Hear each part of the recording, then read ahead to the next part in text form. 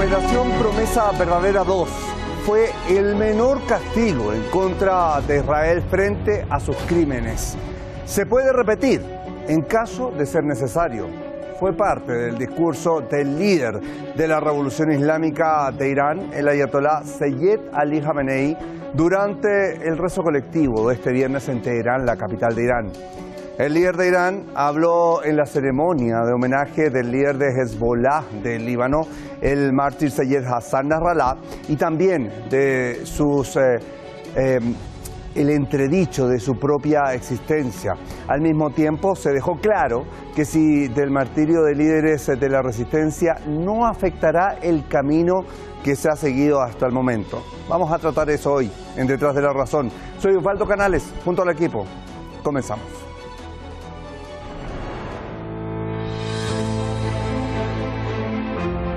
El líder de la Revolución Islámica de Irán, el ayatolá Seyed Ali Jamenei, ha expresado ante cientos de miles de fieles que la Operación Promesa Verdadera 2 fue el menor castigo en contra de Israel frente a sus crímenes y que se puede repetir en caso de ser necesario, al tiempo que asegura que la victoria final es para la resistencia. Su discurso lo realizó durante el rezo colectivo del viernes en Teherán, la capital de Irán.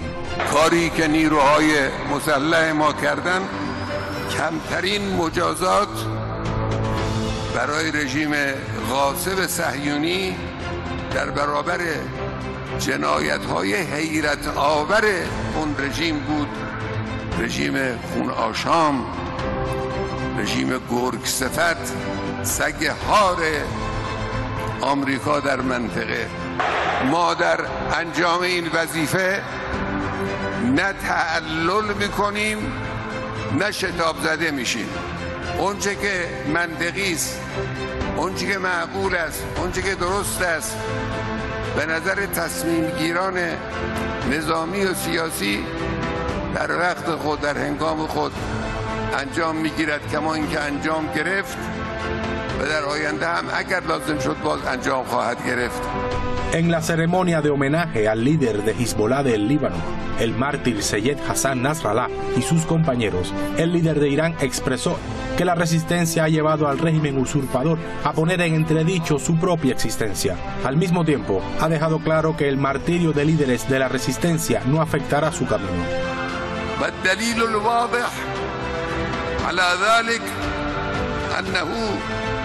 أنفق مليارات الدولارات في غزة ولبنان منذ قام وأغدقت عليه المساعدات المختلفة من أمريكا وعدد من الدول الغربية وقد مني بالهزيمة في مواجهة بضعة آلاف من المكافحين والمجاهدين في سبيل الله المحاصرين الممنوعين من أي مساعدة خارجية، وكان إنجازهم الوحيد قصف البيوت والمدارس والمستشفيات ومراكز تجمع المدنيين.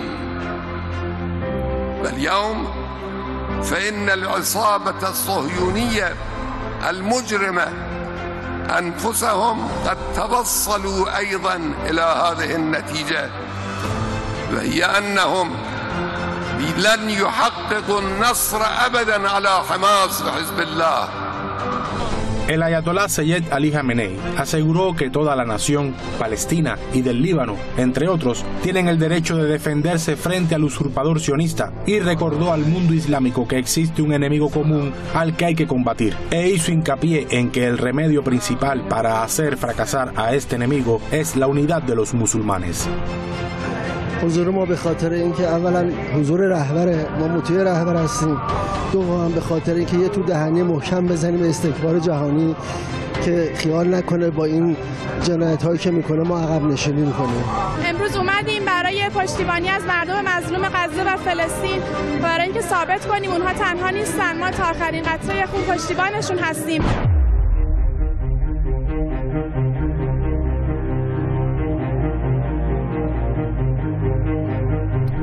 Israel ha mantenido el fuego sobre la región. Lanzó 12 bombardeos consecutivos en 30 minutos sobre el suburbio sur de Beirut, la capital del Líbano. El último ataque aéreo israelí tuvo como objetivo las inmediaciones del aeropuerto internacional de la ciudad. El ataque fue tan violento que activó las alarmas de los vehículos y sacudió edificios en Beirut y sus alrededores. Medios israelíes declaran que el jefe del Consejo Ejecutivo de Hezbollah, Hashem Safiedeni, fue el objetivo del ataque. Así también han sonado las sirenas de alerta en varias regiones del norte en la Palestina ocupada, ante el ataque de represalia del movimiento de la resistencia islámica del Líbano, Hezbollah. Estos ataques responden a las agresiones israelíes que han matado a numerosos civiles en el país árabe. Hezbollah ha vuelto a atacar con varios misiles objetivos militares en Haifa y Métula, entre otras zonas en los territorios palestinos ocupados. Se reporta que la oleada de lanzamientos de este jueves ha causado incendios. Además, Hezbollah afirmó en un comunicado que ha matado a un total de 17 oficiales y soldados israelíes durante la jornada en los enfrentamientos en la frontera, donde, según agregó, ha estado repeliendo todos los intentos de las fuerzas del enemigo sionista de avanzar en el territorio libanés. Bien, a esto se suma también los ataques que ha tenido que soportar Yemen en las recientes horas. Estamos hablando de ataques que cayeron sobre Sanaa, la capital, y también sobre la ciudad portuaria de Judaira. No pierdo más tiempo en dar esa explicación porque lo vamos a profundizar de inmediato. ¿Quién nos acompaña hoy? Lo revisamos.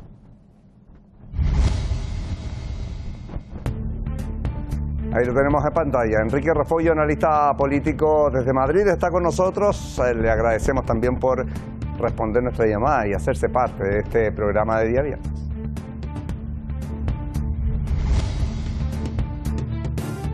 Junto a él, Adrián Zelaya, presidente de CAI Center desde Durango. También le agradecemos por estar una vez más con nosotros acá en Detrás de la Mesa.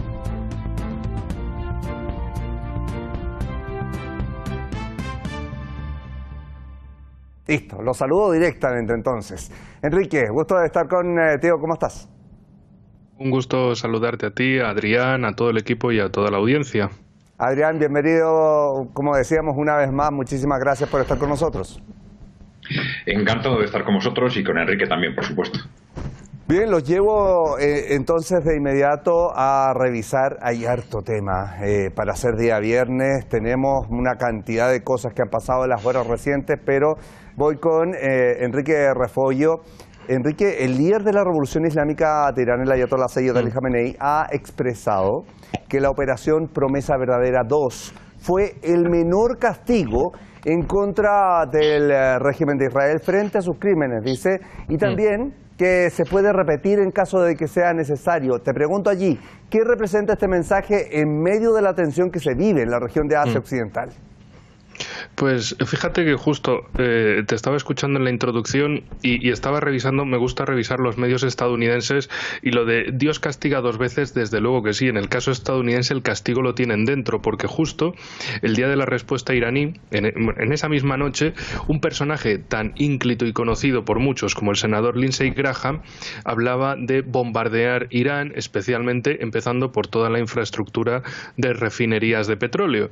Y curiosamente ahora Estados Unidos, especialmente la costa del Atlántico, está sufriendo un huracán, y en el canal Fox News le sacaron la frase siguiente: sí, las inundaciones son graves en las Carolinas, la Carolina del Norte y la Carolina del Sur, pero ¿has pensado últimamente en Israel? Y lo curioso es que el senador, senador por Carolina del Sur, en vez de preocuparse por la gente, los 780.000 personas afectadas en su estado, en su país, en esa parte de su país, de la que encima él es senador, y el tipo tiene su prioridad en Israel, no en los suyos.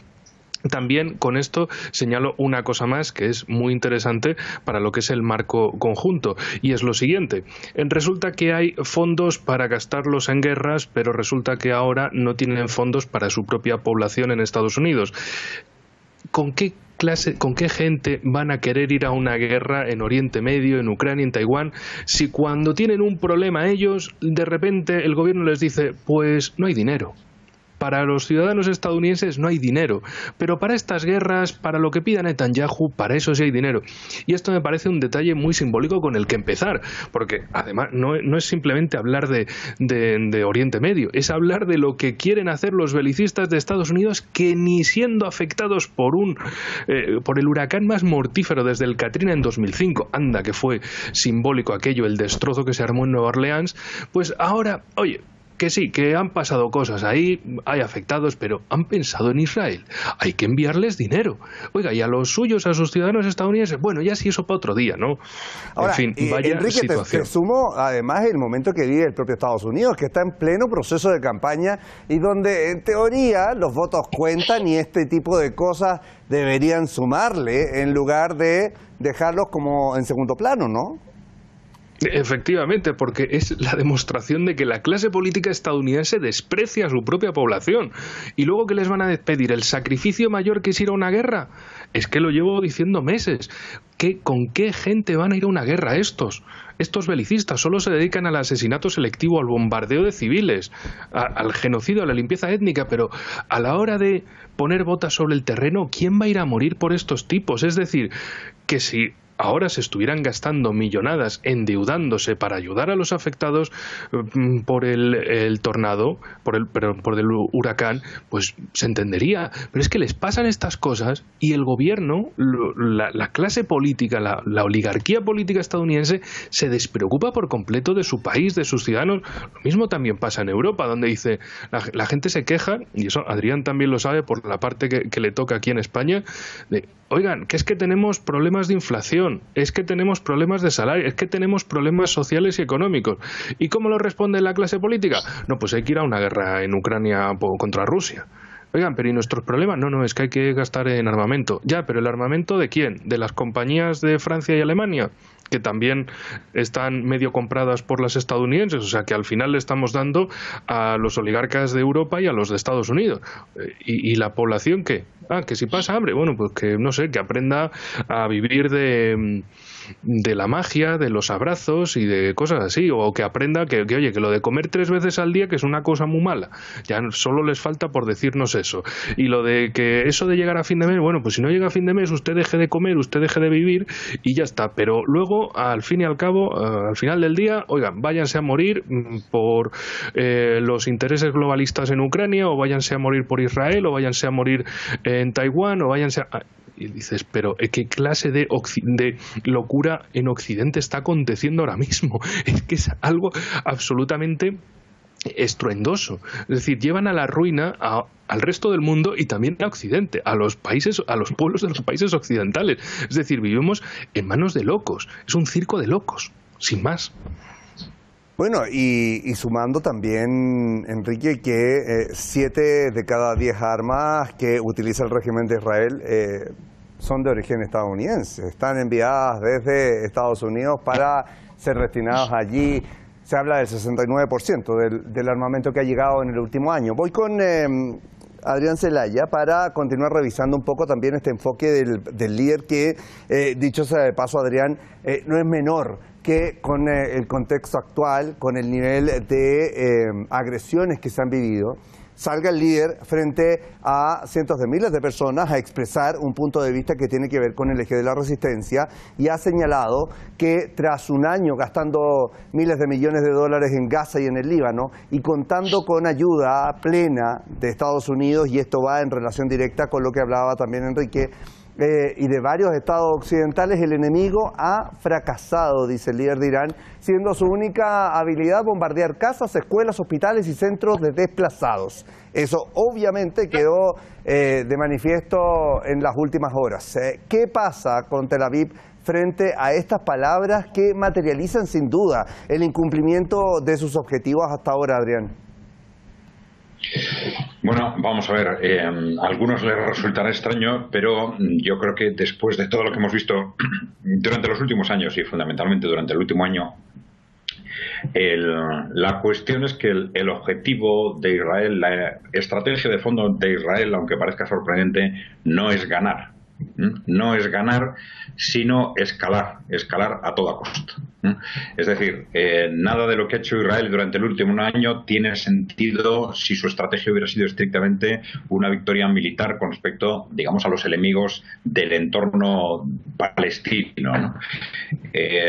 Cosas como las que vosotros mismos habéis comentado, ¿no? Es decir, no se ha centrado en objetivos militares, sino ese constante, digamos, destrucción o masacres de civiles, destrucción de escuelas, destrucción de mezquitas. Han sido cosas constantemente absurdas, sin sentido militar, y cuyo objetivo permanente y constante ha sido una permanente provocación, además difundida por todo de forma abierta, con amenazas de líderes de primer nivel, de carácter, pues no sé muy bien cómo calificarlas, pero del estilo de hay que echar a los palestinos de Gaza al mar, hay que echar una bomba atómica, disparates de estos que se repetían en los medios de comunicación israelíes pues casi cada semana, ¿no? Es decir, ha sido una constante provocación mediática mucho más allá de los objetivos militares, y esto se ha revelado pues con claridad en las continuas provocaciones contra Irán, algo que no tenía, era un absoluto disparate desde el punto de vista militar, y su único objetivo era siempre escalar. La invasión del Líbano, ¿qué sentido tiene cuando no puedo con los frentes que tengo ya? ¿Qué sentido tiene abrir un nuevo frente? Pues ninguno, más que escalar, probablemente intentar obligar a Irán a entrar al conflicto, ¿no? Y este es el problema de fondo, que seguramente tiene un análisis muy distinto si lo vemos desde el punto de vista del propio Israel o desde el punto de vista de esa oligarquía occidental a la cual Israel pertenece, aunque es una parte de ella, ¿no? Adrián, y esto iría, Adrián, sí, para darte más espacio, pero esto iría en dinámica, o tú me corriges, pero de bombardear durante un año la Franja de Gaza, hacer lo propio en la Cisjordania ocupada, después tirarse allí en la frontera con el Líbano. Ha abierto tantos frentes que finalmente la Operación Promesa Verdadera vuelve a vulnerar la cúpula de hierro, vuelve a infringirles o dejarlos en exposición frente a una falta de estrategia, ¿o no? Bueno, esta operación, como la anterior de abril, ha sido operaciones muy medidas por Irán, demostrando una gran eficacia en su actuación, pero también de forma limitada y medida, porque ellos saben que lo que no le interesa a Irán ni al mundo musulmán en su conjunto es caer en esa provocación de Israel que le dé pretextos para poner en marcha esa escalada que no tiene sentido desde el punto de vista del propio Israel. El objetivo de Israel es arrastrar a Estados Unidos. Israel por sí mismo no tiene capacidad de enfrentarse a los países musulmanes que le rodean, a Irán, por supuesto. Están apostando desde el principio por una escalada que justifique la inmersión de Estados Unidos en una guerra regional. Y aquí hay una confluencia de intereses estratégicos del propio Israel, un Israel que está ante un abismo histórico, ¿no? Un Israel que ha basado sus estrategias, digamos, supremacistas en ese apoyo constante de un Estados Unidos que era el hegemón mundial, pero Estados Unidos lo está dejando de ser, con lo cual Israel, ese proyecto supremacista, hegemonista de Israel, está en un callejón sin salida, está ante un precipicio.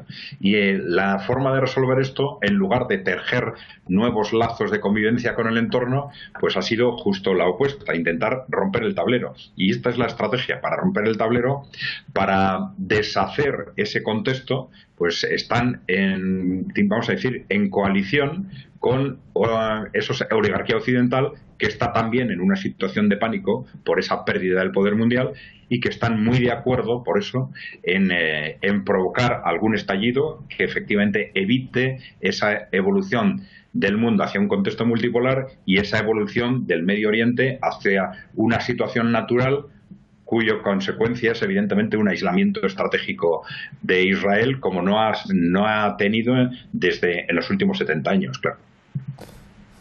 Bueno, el tema es que el discurso del líder también abarcó varios puntos y por eso que también se vio en distintas regiones de esta zona y se estuvo muy atento porque recordemos lo que significa el eje de la resistencia y la organización que hay que tener o que han demostrado hasta el momento.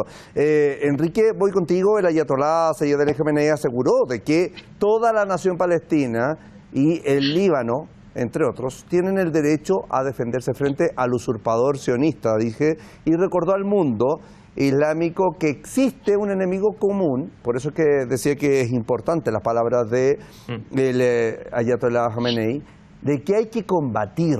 ¿Qué pasa con el derecho internacional? En este caso, es una postura fijada en las leyes internacionales que existen actualmente y es el rigor con el que ha actuado el propio, Irán hasta ahora. Siempre ha dicho, la operación Verdadera Promesa 1 fue de acuerdo a lo que establece la Carta de Naciones Unidas. Lo propio con esta versión número 2. Pues lo que sucede del otro lado, tanto en Europa como en Norteamérica, es lo siguiente. De repente es como si no hubiera existido nada, como que el primer ataque ha sido iraní, como que no ha sucedido nada antes, no ha habido ningún ataque israelí en Irán, ningún atentado, ningún asesinato por un ataque sobre una delegación iraní, por ejemplo, en Siria. No, es como si todo eso anterior no hubiera existido. Solo es Irán el malvado, es como cuando hablan de Rusia. Rusia es siempre la mala porque patata, porque no se les ocurre decir nada más. Simplemente Rusia es la que ataca, no es que haya sido atacada y responde. En el caso de Irán es lo mismo. Hacen borrón de todo lo anterior y dicen, no, es que Irán ha atacado. Pero no ha habido nada antes. No, es Irán que de repente pues el ayatolá se levantó un día y dijo, misiles contra Israel, y ya está. Y así te lo pintan en los medios occidentales, como si no hubiera pasado absolutamente nada. Entonces, ¿qué derecho internacional se puede alegar en todo esto cuando una de las partes niega todos los fundamentos de hecho, que claro, la dejarían como culpable? Así que, entre reconocer la realidad o mentir, pues eligen la mentira. Y así van acumulando mentira tras mentira. E intentan poner a los demás en todo el mundo como los malos, los que siempre atacan primero, olvidándose de los ataques que ellos han hecho, no digamos contra delegaciones diplomáticas, que es ya de por sí un crimen, sino todos los crímenes contra civiles, que básicamente los niegan. Todo es, si Israel ha dicho que ahí había terroristas de Hamas o de Hezbollah o lo que fuera, pues bueno, tendrán razón, ¿no? Ya está. ¿Para qué hacer periodismo? ¿Para qué preguntar? ¿Para qué indagar? ¿Para qué todos esos comités que les encantan tanto hacer precisamente contra otros? De decir, oye, pues venga, vamos a montar un caso a partir de tal o cual cosa. Luego, claro, llegan a la realidad y dicen, es que fundamentos de hecho no hay nada. Enrique, y te sumo el hecho de las redes sociales al mismo tiempo, porque al día siguiente de la operación Verdadera Promesa 2 salieron muchos extranjeros que viven en territorios ocupados, señalando del terror que han vivido en el último año. Al mismo tiempo han dicho, esto no va a frenar las celebraciones que tenemos de nuestro año nuevo, como diciendo, tratamos de mantener la normalidad, pero que efectivamente hemos vivido noches que no se puede dormir, como que si en Palestina no pasara nada, en la Franja de Gaza, en el Líbano tampoco, solamente les afectara a ellos.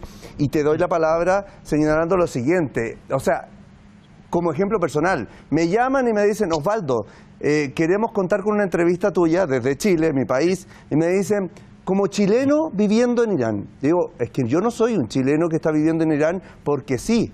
Soy periodista acá. Si quieres, hacemos el contacto y me tratas como un periodista que mantengo información, pero no como un chileno que quiero dar una versión particular de los hechos. Te dejo con la palabra frente a eso, porque también tienen que ver las redes sociales cómo funcionaron a las horas siguientes. Sí, por supuesto, y también hay que entender que la mayor parte de la población, la casi mayoría completa de la población israelí es de origen occidental, son inmigrantes desde países europeos y al final todos los vicios que hay en los países europeos actuales también los tienen ellos y de repente ven que, vaya, esto se ha complicado. Por ejemplo, muchos de esos miles van con pasaporte ruso, pero son judíos al fin y al cabo, de esos que huyeron de Rusia en 2022, que dijeron, yo no quiero estar en un país que está en guerra con sus vecinos. Muchos alegaron eso, por ejemplo la CEO de Yandex, y luego se fueron al Estado de Israel. Y el Estado de Israel, claro, por todos es sabido que no tiene problemas con sus vecinos. Por supuesto, imaginémonoslo.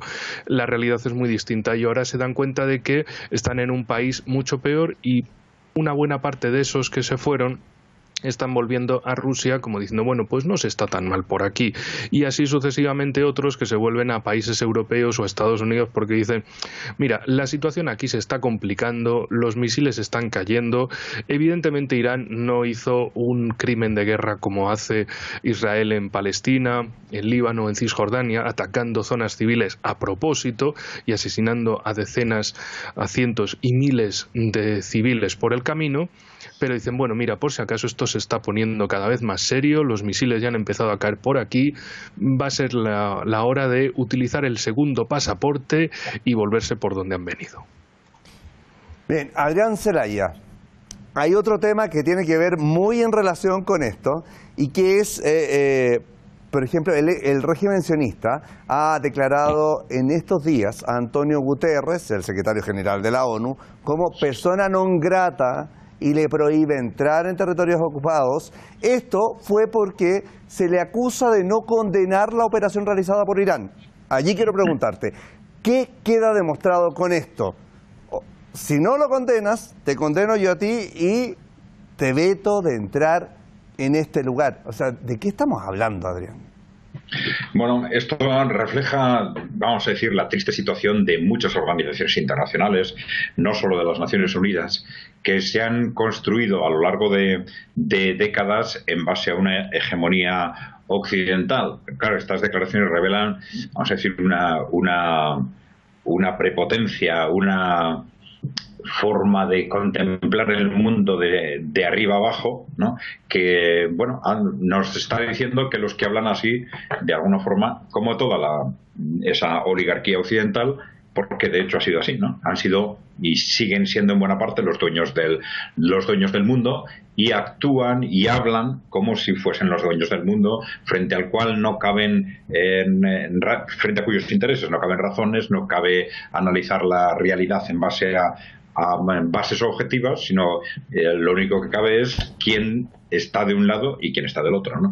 Y claro, pero esto refleja también otra cosa, ¿no? Unas declaraciones de este tipo reflejan esa situación de pánico en la que se encuentra también Israel, que de alguna forma lo veíamos en estas declaraciones de Netanyahu inmediatamente después del ataque de Irán, en el que se notaba muy claramente, y lo han puesto de relieve distintos interlocutores, cómo le temblaban las manos mientras agarraba el papel, ¿no? Porque claro, una cosa es diseñar y ir aplicando estrategias bárbaras, ¿no?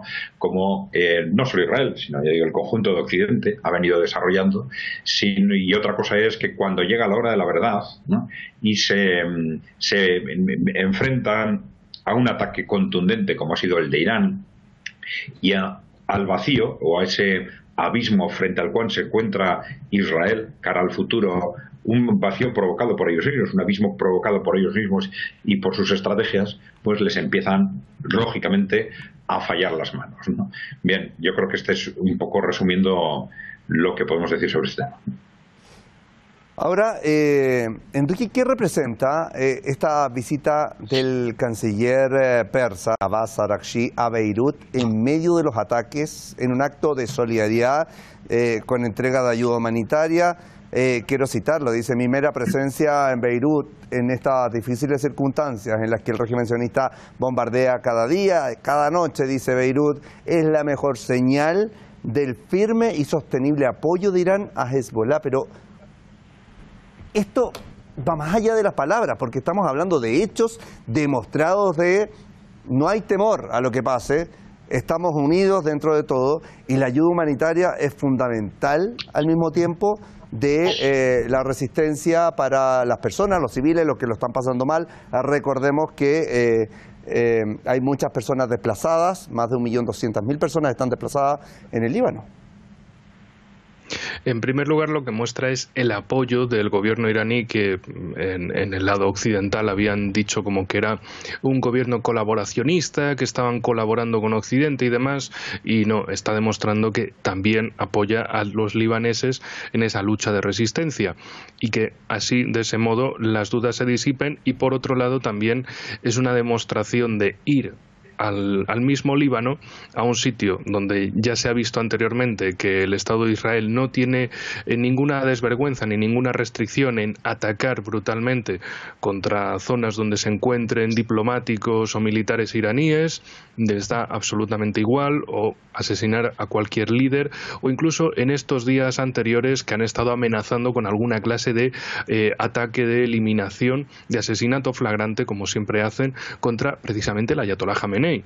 Y de este modo es una forma de reafirmar que están ahí con el eje de la resistencia y que van a donde están tirando los israelíes las bombas, a ver si se atreven a ir algo más y a querer escalar la situación.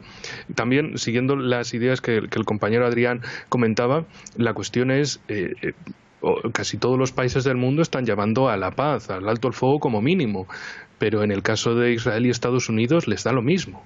En el caso de Estados Unidos es como, mira, párame un poco porque el calendario de guerras está un poquito saturado.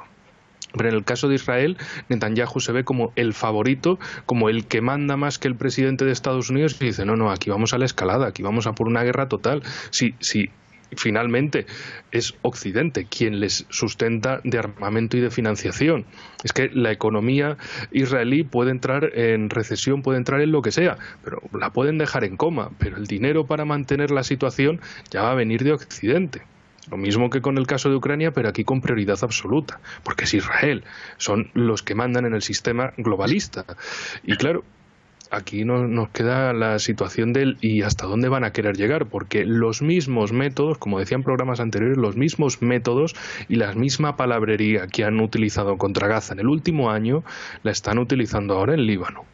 Ahora, lo último de Netanyahu es que la gente al sur del río Litani se largue, se vayan todos. Claro, lo mismo que hizo en Gaza. Que los del norte de la franja se vayan al centro, luego del centro al sur, y luego del sur, bueno, que se vayan por ahí, que se tiren al mar o lo que sea, que nos sobran aquí. Y en este caso están utilizando lo mismo, que la gente se vaya. ¿Y cómo lo hacen? Primero con esos bombardeos masivos, con el asesinato masivo de población civil, que luego dicen, no, es que había terroristas ya. ¿Cómo lo demuestran? Esas no necesitan demostraciones, ellos lo dicen y ya sus medios occidentales lo repiten, los políticos occidentales lo aplauden y ya está, pero siguen cometiendo ese genocidio, siguen destrozando todos los medios de vida, de futuro, de la población civil. Así, la población se queda entre ir muriendo en esos bombardeos israelíes y el también ir muriendo de hambre progresivamente. Y que a futuro los dejen sin infraestructuras, sin medios de vida, sin hospitales, sin escuelas, sin nada. Entonces los condenan al exilio en su propio país. Y eso, tanto en lo de Gaza, desde Occidente, desde el orden mundial basado en reglas, no se dijo nada, sino se pensaba, bueno, pues vete metiéndoles ayuda humanitaria y tal, y eso.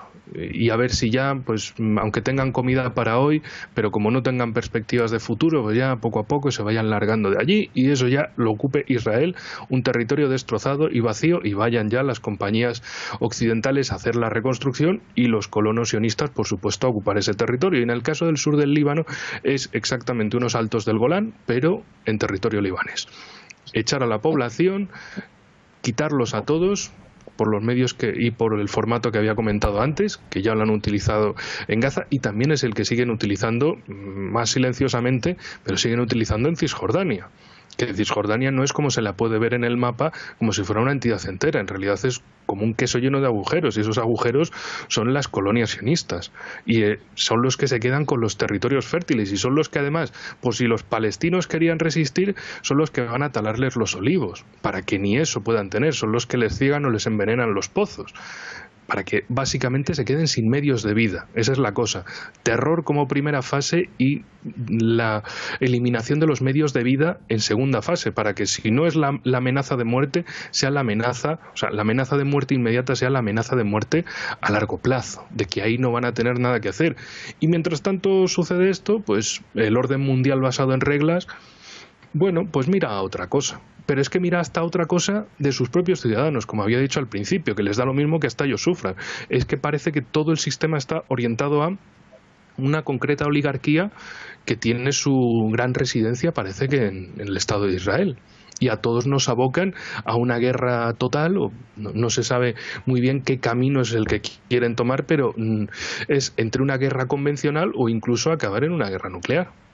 Enrique, te pregunto muy breve, desde tu punto de vista, ¿quién manda quién hoy día? Estoy hablando de Israel, Estados Unidos, porque veíamos la avanzada de esta operación terrestre del régimen israelí allí en la frontera con el Líbano, pero Estados Unidos era el que estaba diciendo va a ser una operación terrestre limitada, como el vocero del régimen de Israel en este caso, y entonces uno queda ahí a expensas de decir, ok, hay que esperar el comunicado de Estados Unidos respecto de lo que vaya a hacer Israel, ¿o no?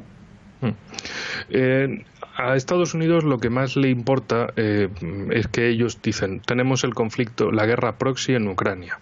Ahora tenemos esto de Oriente Medio que les desgració su planificación en Ucrania y que a su vez también les lastró la planificación en Taiwán, en Asia-Pacífico, o más concretamente, como lo llaman los estadounidenses, el Indo-Pacífico, porque juntan su estrategia contra China en el Pacífico como desde el Océano Índico, intentando utilizar a India como una Ucrania gigantesca contra China. Entonces, aquí lo que tenemos es un Estados Unidos que intenta contener la situación no por altruismo, sino simplemente por un interés material, de que no les llega para todo. Y lo que quieren es, porque evidentemente la élite estadounidense es toda prosionista, vale, que sus aliados de Tel Aviv sigan avanzando, pero poquito a poco, que puedan seguir sobre todo vendiendo éxitos, porque el gobierno Netanyahu hace un año afirmó rotundamente que iba a dar la victoria más sonada contra el terrorismo de Hamas y demás, y llevan un año enfrascados en la franja de Gaza y ahora se quieren enfrascar en una aventura contra el Líbano, que es muchísimas veces mayor en población, en territorio y además con una orografía que no es precisamente llana, sino muy montañosa. Entonces, ¿qué pretenden hacer? Y con esto lo que pretendían era conseguir un primer éxito y decir, veis, estamos entrando, vamos a ir avanzando. Y lo que han conseguido es la muerte de los primeros 20 soldados israelíes hasta ahora conocido.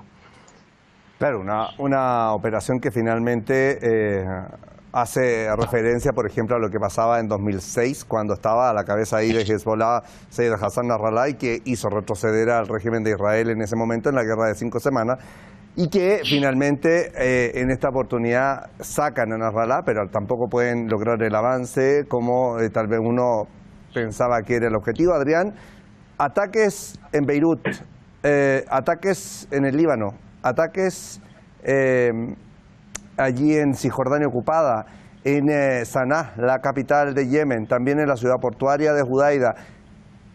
¿Qué intenta hacer el régimen de Israel con esto? ¿Empujar sí o sí un conflicto mayor? Lo habíamos hablado delante, pero quiero detenerme en esto porque hay que concentrarnos y ver qué pasó en esta jornada, en este día bien en específico. Se fue con todo. Sí. Bueno, yo, como he dicho antes, sí, creo que no se puede interpretar lo que está sucediendo de otra forma más que como una estrategia de escalada. Una estrategia de escalada en la que nosotros estamos insistiendo en que es importante que, digamos, superar esa situación en la que muchos analistas parece que están contemplándolo. Lo que está sucediendo en Ucrania y lo que está sucediendo en Israel a la vez, al mismo tiempo, como si fuera una casualidad. Yo creo que no es una casualidad. La evolución de los dos conflictos dentro de esa estrategia de escalada responden a una dinámica muy similar.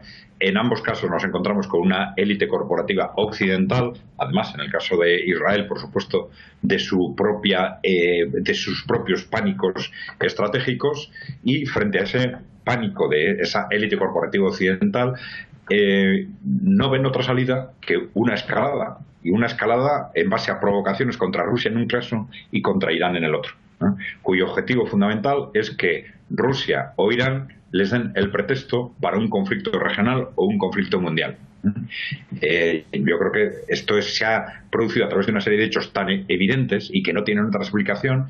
En el caso de Oriente Medio, yo creo que fue muy evidente el bombardeo, el ataque al consulado iraní en Siria. No había absolutamente ninguna razón militar. Israel tenía sus propios enemigos a los que les estaba costando hacer frente. ¿Qué sentido tiene de pronto provocar a otro enemigo mayor? No tiene absolutamente ningún sentido, más que si el objetivo efectivamente es este, es una escalada que le permita a Israel llamar a su hermano mayor, llamar a Estados Unidos, que en realidad es muy posible que sea un Estados Unidos el que esté buscando Estados Unidos, o digamos esa élite corporativa occidental, la que está buscando, como sea, detener el avance del mundo hacia ese contexto multipolar a través de un conflicto regional o mundial. Y está, ya digo, con una estrategia muy similar en este sentido en Ucrania y en Oriente Medio. Ya de forma más reciente, ya he dicho antes, esa agresión tan violenta contra el Líbano, pues es en definitiva un contexto de escalada. Ya hemos visto precisamente por el fracaso de estas primeras operaciones contra el Líbano, que no tiene, es un auténtico absurdo militar. Efectivamente, Israel tiene una aviación que el Líbano no tiene y puede utilizar esa aviación para libremente bombardear el Líbano como está haciendo. Pero en cuanto empieza a mover soldados al terreno, pues se está llevando un desastre tras otro, ¿no? Esto quiere decir que Israel no está preparado para hacer frente a ese nuevo enemigo que se ha buscado. Está claro que es un contexto en el que en sí mismo es otra provocación, probablemente, ya he dicho antes, para intentar que, como a través de ese ataque tan violento, tan directo y tan agresivo contra Hezbollah fundamentalmente, obligar a Irán a intervenir, ¿no? Yo creo que Irán es perfectamente consciente de eso. Por eso ya he dicho, los dos ataques contra Israel que se han producido en abril y ahora han sido ataques muy medidos. El de ahora mucho más contundente, pero también medido. También medido precisamente por eso, para no dar el pretexto a Israel que está buscando para provocar esa guerra regional o mundial, ¿no?, que está buscando Israel o que está buscando las potencias occidentales de alguna forma.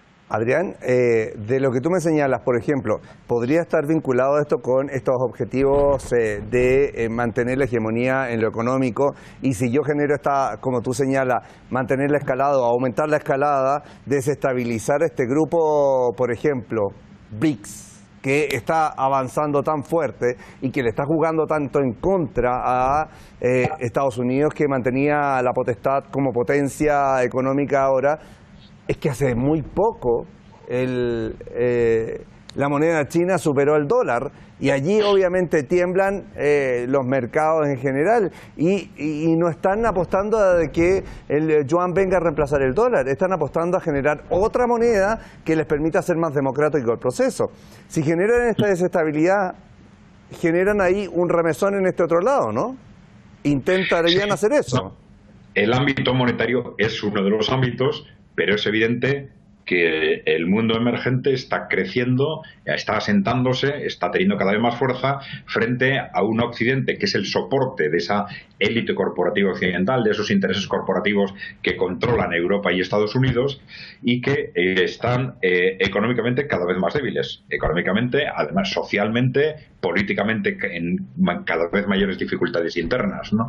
Entonces, es evidente, estas élites corporativas se están dando cuenta de que están perdiendo el control del mundo y quieren hacer frente a eso de alguna forma, porque claro, es perder el control del mundo, es en una situación de crisis del propio Occidente, claro, su poder, su situación personal, su riqueza, todo está amenazado con ese contexto. Y entonces, ante eso, no saben hacer otra cosa, no han visto otra salida en este momento, otra salida que una guerra abierta. Lo han intentado por otras vías, pero el éxito, la victoria cada vez más clara de Rusia en Ucrania, el fracaso de las estrategias de acoso económico, pues todo esto les ha situado en un contexto del cual solo les puede sacar, pues ellos lo ven así, es una estrategia bárbara, pero todos los pasos que están dando desde hace aproximadamente un año van en esa dirección. Una escalada que puede ser regional o mundial, un estallido que les permita evitar que el mundo avance o continúe avanzando en la dirección en la que está avanzando. Voy con Enrique Refollo para ver y profundizar tal vez en lo que ha pasado en las recientes horas. ¿Cómo calificarías, Enrique, la situación en la frontera sur del Líbano o el norte de los territorios ocupados, donde se están viendo escenas tan dolorosas, pero allí también hay que hacer una referencia? Si bien los palestinos en la Franja de Gaza han tenido que desplazarse, lo han hecho de manera interna porque están limitados en este en esta llamada cárcel a cielo abierto más grande del mundo. El Líbano no tiene esa situación. Tú tienes la posibilidad en el Líbano de salir del Líbano, estoy hablando en los desplazamientos, pero aún así los libaneses dicen, vamos a resguardar la seguridad de nuestras familias, pero volvemos. Y entonces allí está el resguardo o el arraigo a la tierra, que es lo que no tienen en Israel, ¿no? Los israelíes buscan la salida más rápida y a correr a los refugios en el momento de este tipo de alarmas. ¿Qué pasa allí? ¿Cómo calificaría la situación actual allí en la frontera sur del Líbano? ¿Qué es este punto en conflicto? Sí. Bueno, hay una parte de esos refugiados libaneses que se han desplazado hacia zonas centrales del país y otros que se han ido también a Siria, repitiendo pues un movimiento desgraciadamente ya conocido de desplazamiento de refugiados cuando ha habido guerra entre Israel y Siria, o guerra civil en Siria, o guerra civil en Líbano. Pues unos y otros, sirios y libaneses, se acogían mutuamente o huían al país de al lado, y luego ya una vez terminada la guerra, sea guerra contra Israel o guerra civil, pues volvían a sus hogares, porque precisamente tienen eso, el arraigo a sus países.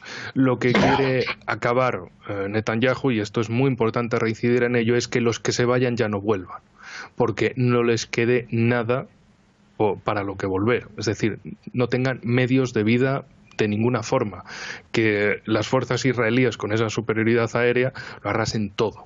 Y luego ya cuando esté todo arrasado, si acaso irlo ocupando con tropas israelíes sobre el terreno para no tener muchas bajas, porque a la opinión pública israelí como que le duele muchísimo tener bajas militares, más que nada porque no es que tengan muchos soldados y su opinión pública es la misma que en Estados Unidos, en sentido de que si tienen muchas bajas militares en una guerra, empieza la opinión pública a decir, oigan, ¿por qué esta guerra? Es decir, su capacidad de sacrificio es inferior. Su capacidad de genocidio, esa sí que es grande, en esa sí que saben manejarse, pero luego encajar los golpes no se les da tan bien. Y luego, por supuesto, que lo mismo que sucede en Estados Unidos o en Europa, la élite sionista quiere que al final sean los judíos menos ricos, los judíos pobres en el Estado de Israel los que vayan a hacerles la guerra. Y si no es eso, pues a ver si hay países europeos que les manden voluntarios, o sobre todo que el tío Sam se meta en la guerra por ellos. Pero es que, de nuevo, como hemos visto al principio, la élite estadounidense desprecia a la población estadounidense, al igual que la élite europea desprecia a la población europea. Entonces, ¿cuánta motivación para ir a una guerra en Oriente Medio, como hicieron en su momento en Afganistán o en Irak en 2001 y 2023, van a tener las poblaciones de estos países? Y no solo en Europa y Norteamérica, sino también en la misma Israel, donde hay una disidencia cada vez mayor al gobierno Netanyahu, porque la gente allí sabe que, oye, este tipo estaba a punto de ser destituido y juzgado por corrupto, por delincuente, y se ha montado toda esta guerra y todo este paripé de es nuestro Pearl Harbor, es nuestro 11S, hay que seguir luchando hasta la victoria final. ¿Qué victoria final es esa? Bueno, hasta que, no sé, se olviden o proscriban los cargos contra Netanyahu y ya entonces pues quede el tipo libre, porque está nervioso, porque en el momento en el que termine las hostilidades que ellos mismos están generando, se van a preguntar, oigan, usted tenía cuentas pendientes, ¿no? Sí, y además de eso, todos los errores que pasaron en la seguridad fronteriza israelí ese 7 de octubre de 2023, ahí hay muchas preguntas sin resolver y se le van a juntar los casos que ella tenía de antes de inundación de Al-Aqsa con todos los de aquel día y los crímenes de guerra posteriores, porque sigue teniendo esa orden de detención por la Corte Internacional de Justicia. Entonces tiene bastantes cargos y en su visión pues es de vamos a ver hasta dónde llega esto, vamos a seguir escalando, a ver si Estados Unidos se mete, porque claro, por la corrupción de un tipo, por su delincuencia, ha llevado a crímenes, a genocidios. ¿Y ahora qué quiere? ¿Una guerra mundial? ¿La tercera guerra mundial? ¿Todo para no abandonar su cargo? En fin. A ver, Enrique, dices, a ver si Estados Unidos se mete. Vamos con eso, voy con Adrián, porque aquí hay harta tela que cortar. Yo decía adelante, ponía como el porcentaje de armas que ha enviado Estados Unidos. Si hablamos de tonelajes, hace un mes atrás se hablaba de más de 50.000 toneladas dentro de 11 meses de Estados Unidos al régimen de Israel. Se hablaba de 85.000 toneladas que se habían lanzado durante estos 11 meses allí en la Franja de Gaza. Porcentualmente se dice que en cantidad de armas, el 69% de armas sale de Estados Unidos con destino a territorios ocupados, el 30% lo hace Alemania, el 1% se dividen entre otros países, si es que mal no me equivoco, dentro de ellos está Gran Bretaña también, que hasta hace poco había caducado algunas licencias para envío de armas. Bastante somero, 30 licencias caducó de un total de 350 en ese momento. ¿Qué rol, Adrián, están jugando Estados Unidos y algunos países europeos a estas alturas? ¿A qué voy? Hoy día estamos a 4, mañana es 5 de octubre, queda un mes para las elecciones en Estados Unidos. Tenemos dos candidatos, uno que no tiene ningún problema en decir que está al lado del régimen de Israel, que es uno de sus mejores amigos, estoy hablando de Donald Trump, republicano, que obviamente ya en su administración anterior mostró el apego que tenía con el régimen sionista. Kamala Harris ha señalado que no tiene ningún problema en pensar que la solución pase por 2 estados, y eso ya lo conocemos, pero es un discurso que intenta ser más blando, tal vez con la postura de Estados Unidos hacia el régimen de Israel. Doy todos esos ejemplos para preguntarte qué pasa en este caso con Estados Unidos y con países occidentales frente al apoyo que está pidiendo hoy día, y después de todo lo que hemos hablado, Israel frente a sus objetivos. Sí, vamos a ver. Lo más hiriente son las contradicciones tan evidentes que se producen en los posicionamientos de estos países con respecto a lo que está sucediendo, ¿no? Frente a, digamos, bueno, en muchos casos de países europeos, pues apoyos verbales a la causa palestina o a lo que está sucediendo, a lo que está sufriendo el pueblo palestino en Gaza, críticas a las actuaciones de Israel. En el caso de Estados Unidos, apelaciones constantes a la necesidad de buscar la paz, a la necesidad de hacer esfuerzos de negociación, a que, bueno, están instando constantemente al gobierno de Israel a que modere sus planteamientos. Luego nos encontramos con que frente a esos planteamientos verbales, pues lo que se hace en la práctica es continuar con estas masivas ayudas de armamento a Israel, que es efectivamente lo único que está haciendo posible el mantenimiento del conflicto y de esas políticas bárbaras, ¿no? En el caso de Estados Unidos, yo creo que ha pasado ya un par de veces que el mismo día en el que el gobierno de Estados Unidos hacía referencia a sus gestos intentando presionar a Israel para moderar su posición, se lanzaba unas nuevas ayudas de armamento, ¿no? El mismo día, ¿no? Sin ningún problema, ¿no? Claro, esto nos revela un poco el impacto, hasta dónde ha llegado la manipulación informativa de los ciudadanos en Occidente, fundamentalmente, en buena parte del mundo, pero en Occidente fundamentalmente, ¿no? Claro, la clave, el problema es que en el fondo no son realmente estos países o estos gobiernos, ¿no? Los que sino los incentivos que controlan Europa y Estados Unidos, ¿no? Y que son los que marcan las estrategias a las que lamentablemente estos políticos occidentales se pliegan sistemáticamente de forma, durante los últimos años, cada vez más dócil, ¿no? Ya he dicho antes que la estrategia de esos intereses corporativos es hacer lo que sea necesario para reventar ese avance del mundo hacia ese proyecto multipolar impulsado por los países emergentes, ¿no? Bueno, luego dentro de ese contexto al que sin duda van a obedecer los políticos occidentales en su mayoría, bueno, podemos hablar de posicionamientos personales, como habéis comentado vosotros en el caso de Estados Unidos. Y hay, bueno, es más o menos previsible el caso de Kamala Harris, pero sí es cierto que hay dudas de fondo sobre qué puede pasar con Donald Trump en un segundo mandato, ¿no? En el primer mandato, sus posiciones claramente prosionistas y anti-Irán en concreto, pues fueron evidentes, ¿no?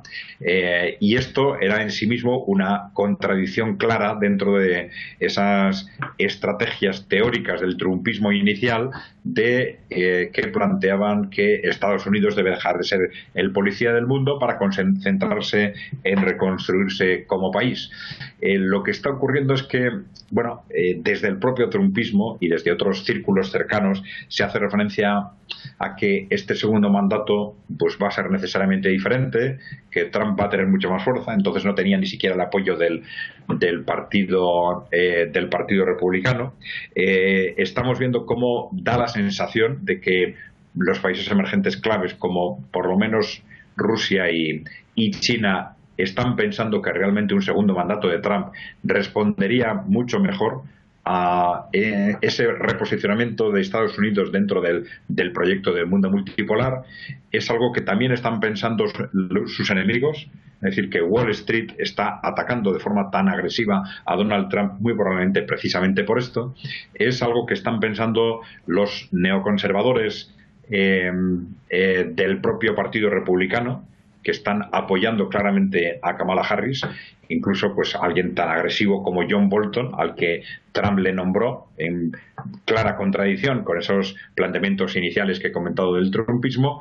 John Bolton, como otros neoconservadores, ha dicho claramente, se está posicionando a favor de la candidatura de Kamala Harris. En sentido contrario, tenemos, y esto es también muy significativo, a personas clave como del Partido Demócrata, como Robert Kennedy o como Tulsi Gabbard, que son quizás las dos únicas figuras que podemos considerar anticorporativas dentro de un Partido Demócrata claramente secuestrado por Wall Street, pues están apoyando la candidatura de Trump.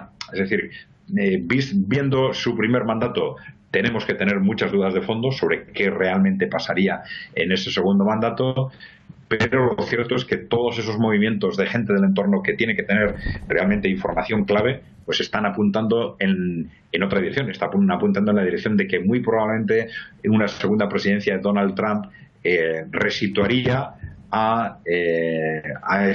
intentaría resituar a Estados Unidos dentro de ese contexto multipolar. Hay que tener en cuenta también que el mundo emergente no es el de antes, es decir, que la consolidación de intereses entre Rusia, China o Irán, por ejemplo, es ahora tan grande que un segundo mandato haría imposible intentos de Donald Trump, por ejemplo, de mejorar las relaciones con Rusia y manteniendo a la vez, por ejemplo, una estrategia agresiva con Irán. Bien, nos quedamos con eso. Te escuchábamos atentamente y es interesante también los puntos que hay que tener respecto de esta nueva etapa que se viene también para Estados Unidos, que obviamente involucra a nivel internacional las decisiones. Enrique Refollo, analista político desde Madrid, muchísimas gracias por estar con nosotros. A vosotros y hasta la próxima. Lo mismo, Adrián Celaya, muchísimas gracias. Un abrazo en nombre de todo el equipo por compartir también tu punto de vista en este día viernes. Muy bien, gracias y un saludo a todos. Nos quedamos con eso por este viernes, un viernes bastante agitado en la región de Asia Occidental. Hay que entender que hay que tener muchas aristas en la mesa para tratar de poder comprender cuáles son las decisiones. Nada está dicho hasta el momento, pero las palabras del líder de la Revolución Islámica de Irán fueron bastante concretas respecto a los objetivos y la postura del eje de la resistencia en la región. Nos quedamos con eso por este viernes. Que tengan un excelente fin de semana en nombre de todo el equipo. Hasta pronto.